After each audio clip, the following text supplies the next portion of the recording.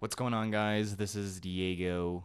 I'm known for producing and performing with the indie group As If. This is Behind the Music.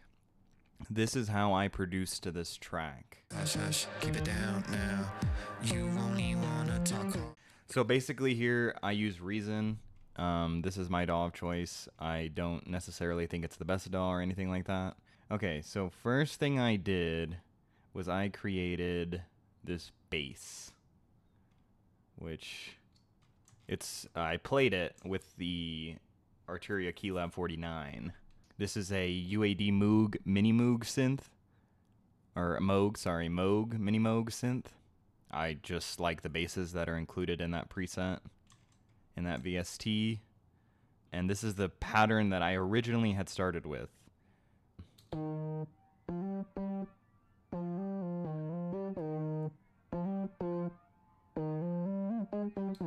So that was the first pattern that I had drawn, or sorry, played. Then as the song progressed, I wanted to switch it up every now and again. What ended up eventually becoming the chorus bass line, I originally used it in this first verse where it repeats the first phrase twice. But it's like off time. So that was what originally became the core, or that's what eventually became the chorus bass line for the second two choruses.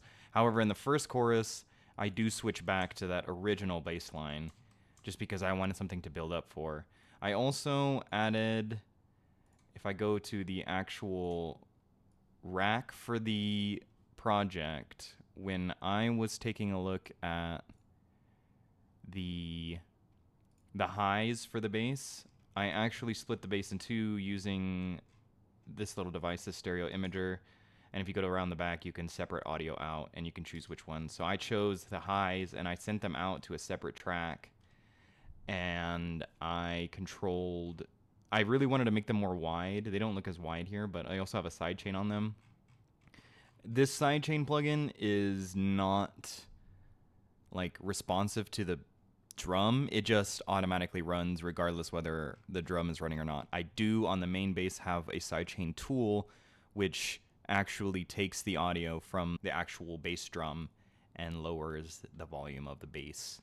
Mostly in those low frequencies, you kind of want to get rid of that clashing of the two low frequency heavy hitters. But once I had that, I actually jumped into something a bit different. It's very low in the mix, but this is a arpeggiated thing. It says armored chords, and it has a chord scales and chords player on it, but it's set to chords off, so it's only playing single notes. And it starts out playing this melody, which is just G, B flat, E flat, C. And then in the choruses, and anytime so just in the choruses, it changes to G, A flat, E flat, G again, and then down to A flat again. So it's a little less in the verses. The noise is almost annoying. I won't disagree with that. What I would say is in the choruses, it's very enriching. What I mean by that is this pattern that's being played here, this last C feels so very off. But then when you get to the chorus and it's playing a different, fourth part of the bar, or fourth bar, it's doing something different and it actually elevates a lot of the other sounds. So that was the second thing that I had added, and then I wanted to work on the drums. And when I was working on the drums, I actually found these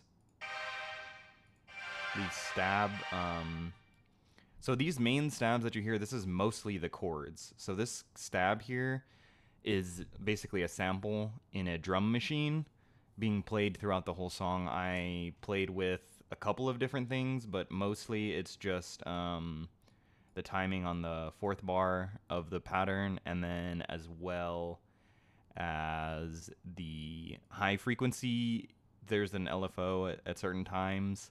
And then as well as that, there's also a side chain. So doesn't play while the kick is playing. So on top of those things, you know, I have the bass drum. It's just playing a 4 on the floor in this first section.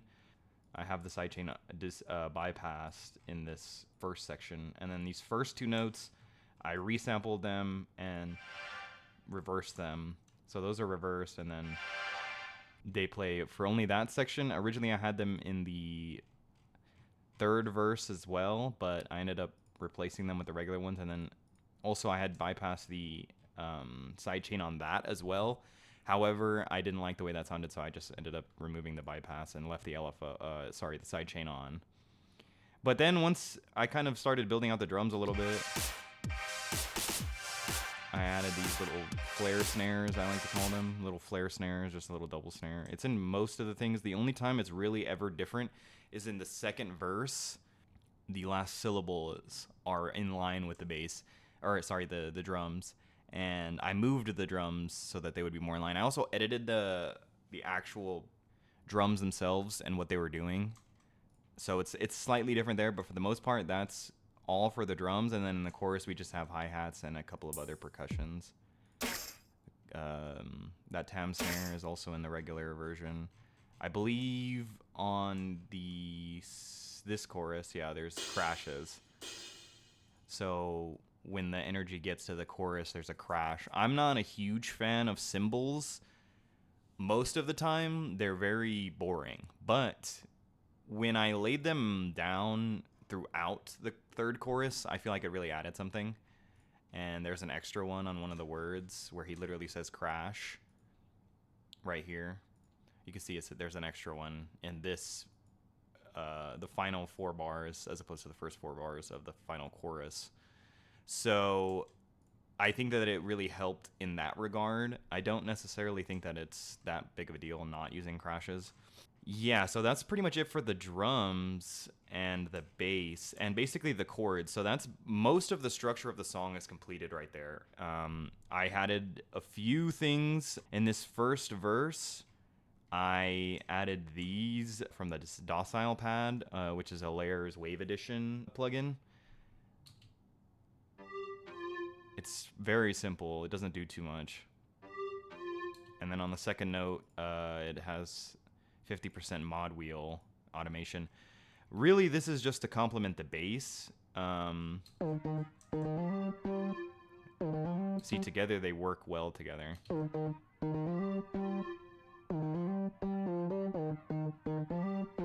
And this is really like just some ear candy in the first verse because that pattern plays a much larger role in the second verse and the third chorus. It plays a little bit of a role in the third verse as well, but I inverted the way that it works. It also plays a slight role in the second chorus, but I just wanted to kind of like tease it, be like, here, this is a little sound. It sounds pretty cool. It's good, and it follows the bass. And then going into the chorus, you're almost expecting it. It's almost expected, like, oh, I want an accent note there, but you don't get it until the second half of the second verse when you get the full pattern with no mod wheel. And that kind of just pairs super nicely with the bass.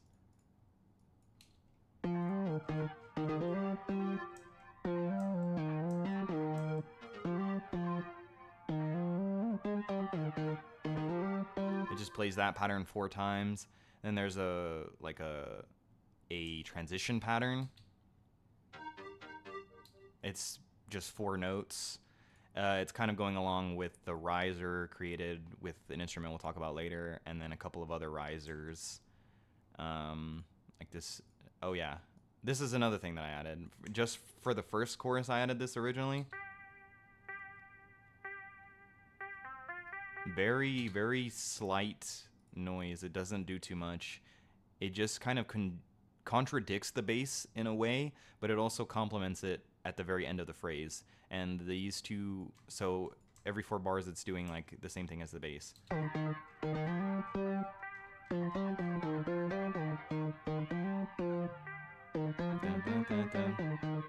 It's just kind of mirroring the bass, except it's also just playing stagnant notes, very staccato-y, but also there's not a bunch of them. There's just if they're playing half notes up until the end of the phrase. So that's one thing that I added for the chorus. And then in the second chorus, I have the docile pad, and it's just playing those accent notes. Also, the bass has shifted here, so now it's a slightly different pattern.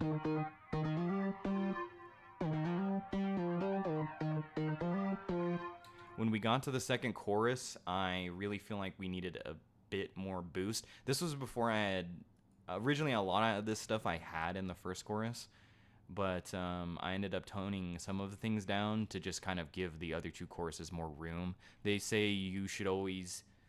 And of course, there's no real rules in music, but having every chorus feel different, reach almost a new high, is going to elevate your song, because you're not just listening to the same chorus over and over again, and it's not like, well, I just got to the same level. So it's like, what's the point in hearing the other choruses if it's the exact same? I added just this very slight, but with the other drums, we can even turn off the synth.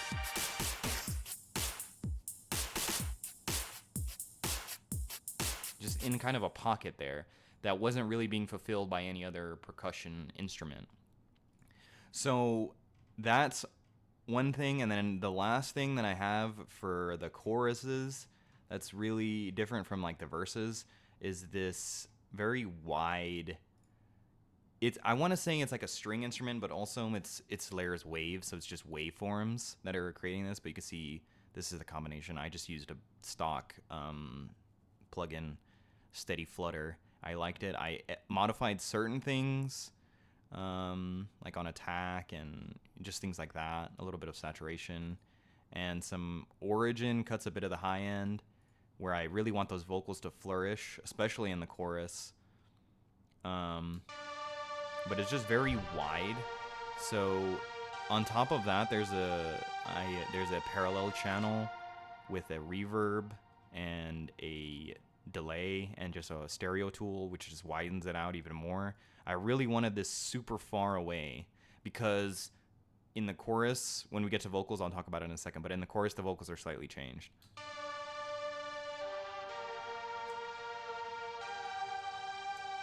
There's a slight... on the origin, you can edit this knob called movement. It adds basically just a little bit of... it changes the pitch a little bit. It moves from what it was originally played as to something slightly different by 36%. So it's 36% out of key almost, in a way, and it just kind of adds this eeriness. It's almost like a sacred feeling, like.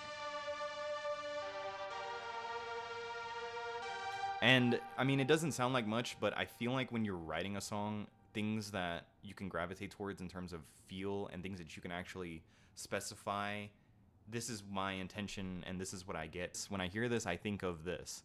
I feel like this is one of those things that's kind of key for that, because giving it this haunting feeling leads you to more things like saying, oh, our love is a ritual. Our love is a ritual is such a haunting way to describe it.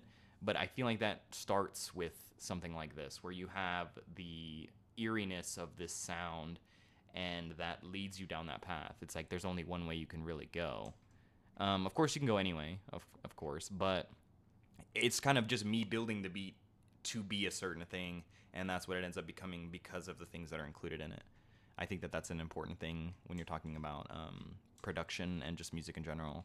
Being able to thoroughly communicate your ideas, not just through your words, but also through your sound selection and sound design. I think that that's a big thing.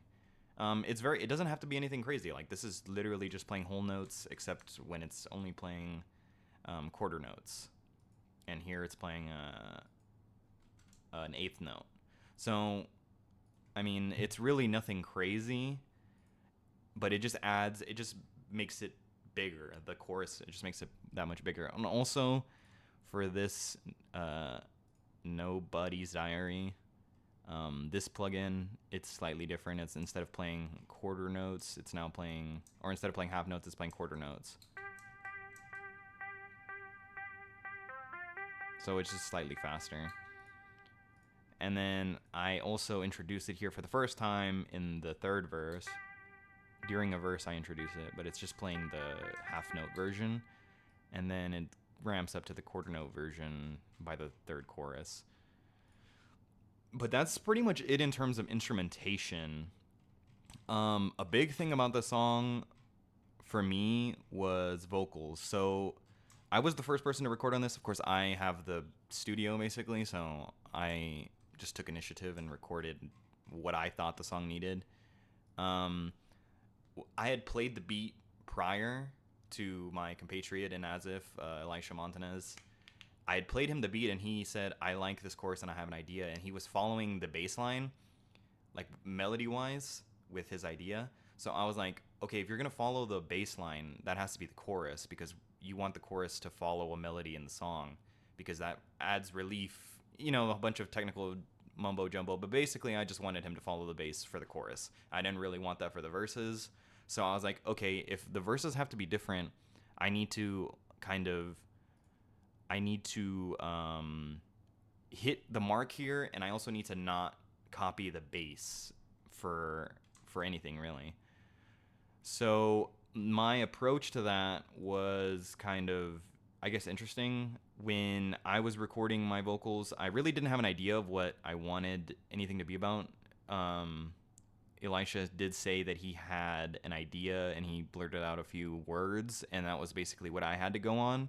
So from there, I kind of went this direction with the vocals, and that's how I ended up with the words that I ended up with. Hush, hush, keep it down now. You only wanna talk harsh when you coming down. And then parallel channels for reverb and delay. Hush, hush, keep it down now. You only wanna talk harsh when you coming down. Hush, hush, keep it down now.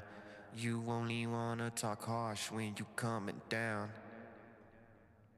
I'm so sick of playing games. Who cares what your friends say? You can tell there's a little bit of Sometimes you bleed just from the gotta find a headphones. way to keep your place. But to me, that's not that big a deal, because unless there's something absolutely destroying the mix because of a recording, I'm not super inclined to change it. I'm more of a vocal editor. I like to edit vocals until they sound good. Of course, you can re-record them. That's not that big a deal. But for me, in my workflow, I found that it's best if I'm already going to be doing mixing, if I'm already going to be doing EQs anyway to make the vocals sound better, I might as well just work them from the ground up anyway. So that's my thought process for them. So when I originally laid these vocals, they weren't like all that good, but you add a couple of effects, of course, auto-tune. Mine is set a little bit more reactive than what I ended up doing for the chorus in the first verse, but it worked out, so I was okay with it. Then I sent all of those to a bus, or I sent the actual these two vocals. I recorded two separate vocals because when I do the sped up version, I didn't have the words ready, so I just laid the first thing that I liked down, and then the second I came up with the next thing, I just duplicated the track. You can see it says audio track 1, copy. I just duplicated it. That way it had the exact same effects, the exact same EQ. It's my voice, so that's usually pretty good. Of course, if you're working with multiple people's voices, that's not necessarily what you're going to want to do, but that's what I ended up going with. And so I recorded them, and because the lines kind of cross each other a little bit, I wanted to do a separate channel because I didn't want to risk having something cut that I liked. But yeah, so for the fast versions, that's why I have multiple audio tracks for my vocals. I think my vocals were the only ones that came out that way. I also added a little bit of you can't really, it's not soloed, but very slight. And that actually, it might sound like a weird rhythm there, but when you listen to the drums as well, it makes a lot more sense. The first two words actually line up with the synth, but the third one doesn't, which I had it lined up at first, but then I ended up not doing that. It didn't make that much of a difference, but see, they're not in line, but the first two are. It's just an interesting choice that I ended up going with. Doesn't necessarily mean anything. I kind of just liked the way it sounded more on the kick than the snare, or sorry, the synth. And then from there, I I did a 4 on the floor basically with just the, you kind of create this is a post-chorus moment. The energy should be very low. So with that in mind, that kind of intuitively suggested my line. I was like, hush, hush, keep it down. Like, it's literally a post-chorus. That's when you lose your energy and then you start building it back up. So hush, hush, keep it down now. It's like the perfect line to kind of introduce myself and my character in this song's swagger almost. Like, my character feels very charismatic for the song. And I'm not saying that nobody else does either. I'm just saying that the way that I ebb and flow on the beat and kind of switch up flows and just those things made it sound that way. And that's not necessarily a reflection of myself. I just think that it worked and I liked it. It felt very braggadocious, very, it's me, you know what I mean? That's kind of the idea that I had for my vocals. So that's where I ended up going with that. And those are the vocals for my verse. So for the first verse, Elisha's vocals, and we'll solo these buses. So basically, I did slightly different. I still have auto-tune. Then I have parallel channels with reverb and parallel channels with echo. Then, just a little bit of auto-tune. And then I feel like for this section, the echo really carries, the delay really carries the vocal performance. Hey, baby, why you This leaving me? digital effect, it creates like these washes in the troughs of the vocals, which when Elisha did this vocal, I didn't necessarily want to have the verse mirror the bass line the way that he kind of ended up going with.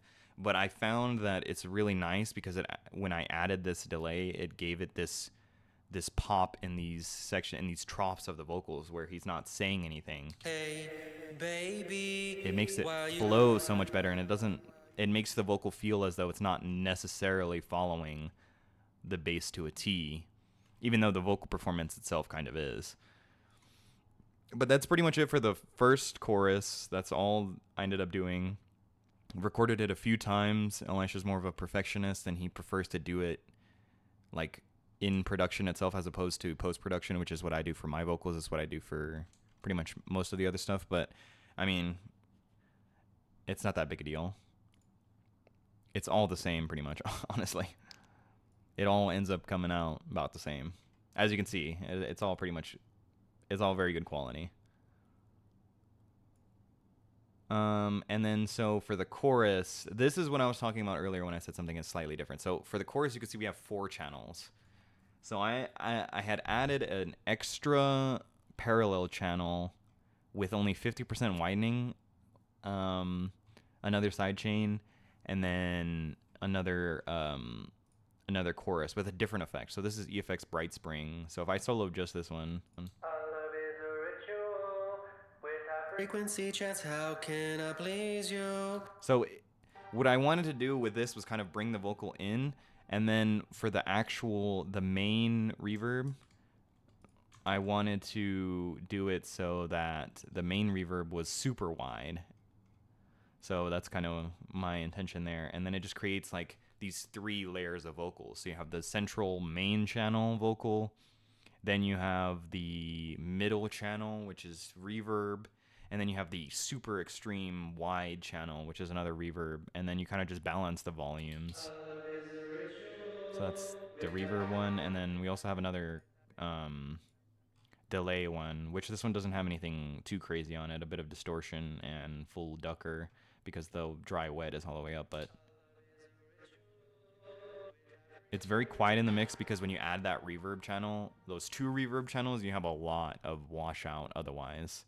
So you have to kind of really, when I was doing this, I had to really balance the volumes of everything and even the main vocal. It just kind of makes everything a little bit different time-wise. Our love is a ritual with high frequency chance. And it like I was saying before, I wanted the chorus to feel very big with the strings. I ended up doing the same thing with the vocals. And another interesting thing about these vocals, which I hand did, is the first chorus is actually different notes.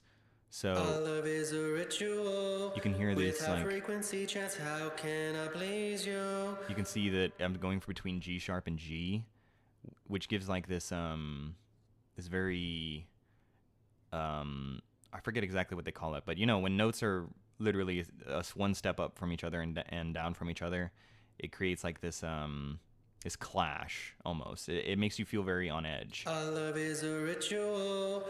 With high frequency chants, how can I please you? And then going into the third chorus, it's a completely different pattern. Our love is a ritual. With high frequency chants, how can I please you? You know, some timing adjustments here and there, which don't ultimately make that much of a difference in the full mix. If it was that much of a problem in the full mix, of course I would have changed it. But at the end of the day, you don't really hear the slices of the vocals. So I decided that it wasn't that big a deal to line everything up perfectly. Not everything is perfect in music, and I think that's a big thing. Our love is a ritual. With high frequency chants, how can I please you? It just follows the bass line, and it doesn't do it to a T, which is kind of more what I was expecting him to go with, but ended up not doing that, which I think is a good thing, because these little bit of variations, but then following like the end of the line, almost the same as this Nobody's Diary, same thing as that, and then just following certain parts of it and then doing your own thing in the pockets is, I think, the way that the chorus came out as good and catchy as it did. The third verse, I basically just one of my buddies who I've known for a very long time wanted to work on a song. I was like, let's do it. I feel very confident in my abilities now. I feel as though I am better suited to handle anything thrown at me. So, I can make anything sound good. That's kind of the idea you have to go into something like this with. So basically, his vocals are very similar to my verse's vocals, and I kind of wanted everything to be cohesive, so I didn't want to edit too much, like throw his auto-tune to complete max and then mine to nothing, and then you have these weird juxtapositions. I didn't necessarily want that. I've tried to let you know 1,000 times. Oh yeah, so another thing I did here is for the reverb, I actually created an automation clip. So at the beginning of the vocal, there's almost no reverb. I've tried to It's just decay, or echo, or delay. I've tried. Which the delay is very spacious, so it doesn't necessarily feel like it's lacking, but then it makes, when all three of them are there in the very end of the verse, it builds that chorus better. I've tried to let you know 1,000 times, but your name still lingers running on my mind. Every road I take just leads me back to you. No matter how I fight, there's nothing I can do. I close my eyes and I still see your face. This love of fire burning, how you love a chase. See, the vocal just gets bigger, and I felt like that was very important because of how big the chorus is, and especially going into the final chorus, I really wanted the build up to be so much more bombastic. So that's why I start him with like these quarter note I've tried to. That was kind of my idea when he had brought me what he had written. He brought me basically almost the finished lyrics. We tweaked a couple things here and there, but he basically came with the finished lyrics, and he's like, I don't know how to sing it, and I was like, here's the idea of the chorus, we worked on it together, or here's the idea of this part of the song. You really are starting to build to a chorus. You start with nothing and build all the way up. So we started with basically the quarter notes, and then the final part of the first and second phrase are slightly faster, but also they end before the end of the 4-bar loop. So I've tried to let you know 1,000 times. kind of let the bass just have power over that section. I've tried to let you know 1,000 times, but your name still lingers running on my mind. Every road I take just just leads me back to you. No matter how I fight, there's nothing A I little bit can. of syncopation. And then also the drums in this section are very much built with the idea of building up to the chorus.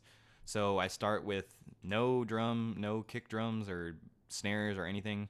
Then you kind of have this transition point where you know there's these two kicks, and then you go into this second four bars of the verse, and you have kick, and these are playing in halftime.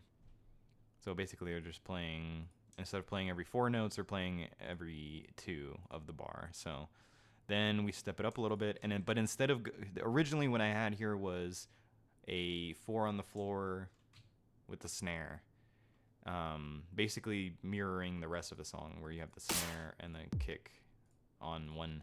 But instead of going, I introduce the snare here, but then I take it away. So I'm actually adding by subtraction because of the difference in speed. Because of this, and pair that with, you know, to have a very good 4 on the floor, you really want to have the bass melody be something interesting. They just complement each other very well. And considering that the song was built basically with the bass in mind, I felt like going with the 4 on the floor here was a great idea.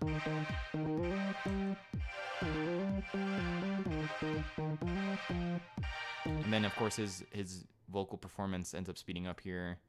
Every road I take just leads me back to you. So all those things combined, you're really building towards the chorus with all of these different things, and you can use it a variety of different ways. Basically, the first verse doesn't necessarily have any distinction from the first chorus because they're basically doing the exact same thing. But then you go to the second verse, and it's very different. The second verse is very different in terms rhythm-wise, in terms of you know, just structure, flair, things like that. And then you go to the second chorus, and it's very different from the first chorus even, where it's complementing the bass even more. It's also a different bass line. And then you go into the third verse, and it's very minimal, at least to start. It's just vocals, the synth from the drum machine, and then the bass line. But both of the synth and the bass line are very heavily muted here. I believe the synth has a low pass filter starting at, I'm not exactly sure, but the actual frequency, but it starts out lower and then it gradually raises, and as does the bass. So for the bass, like I was talking about earlier, I split them, so the high frequency is basically non-existent in the first part of the third verse. You can hear it kind of like opening up.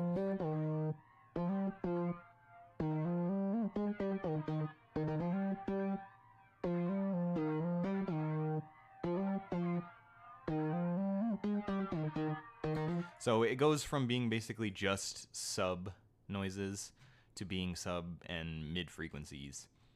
And then it's also wider. So just the whole thing is basically an ebb and flow, and that's kind of how I approach a song a majority of the time, is how I have a part I like, I have another part I like, how do I fill the gap? And that's a lot of what my music production and my music creation is about, is finding the best way to fill a gap organically and make it feel like it's supposed to be there.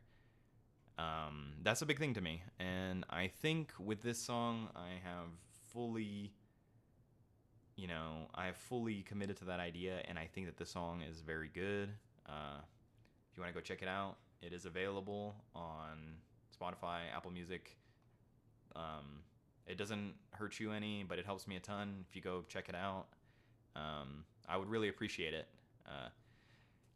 And if you guys want more tracks, let me know. If you want more breakdowns of some of the other stuff that we've done beforehand, not necessarily the greatest of quality, but I will say there was ideas, and I could talk about them for hours, basically like I've done now. But thank you very much. Yeah, peace.